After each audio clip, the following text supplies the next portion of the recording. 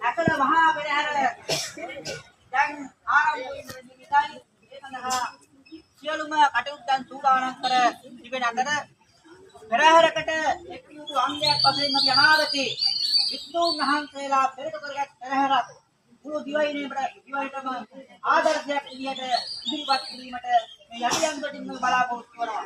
ඒ අතර මේ මල්ලඩිල්ලෙන් පසු මේ පෙරහැර සාර්ථකව ගමන් කරනටයි අපගේ විශ්වාසයයි.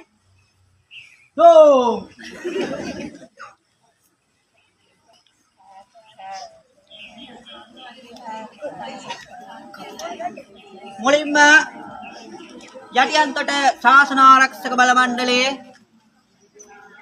සංකල්පයක් මත අනාගත පෙරහැරකට වික්ෂුන් වහන්සේ නමක් පෙරටු කරගෙන සියලු පෙරහැරවල් පැවැත්වීමට අදහස් කරමින් මේ ඒ ආදර්ශය ඉදිරිපත් කරමින් මුල් මාර්ගය ඉදිරියෙන් ගමන් කරන අතර දෙවනුව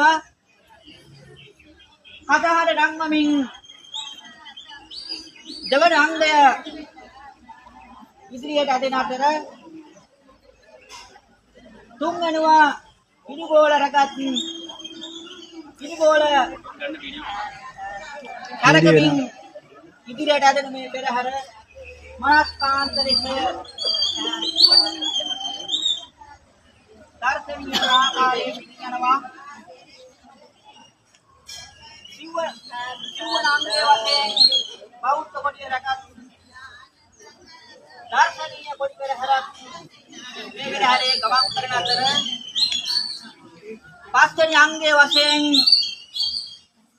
උඩරට නර්තනයක් නර්තන ශිල්පී ඔවුන්ගේ නර්තනික අලංකාරයෙන් ඉදිරිපත් කරන ආකාරයක් පිළිගන්නවා.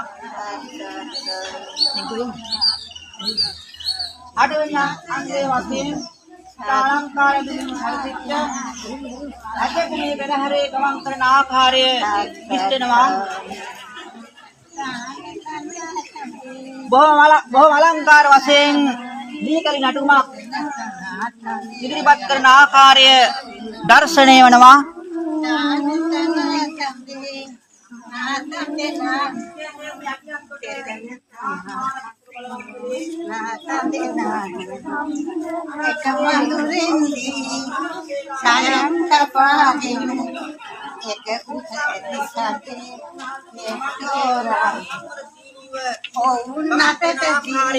මේ පෙරහැරේ ඉතාම අලංකාර වශයෙන් දර්ශනය වන අතර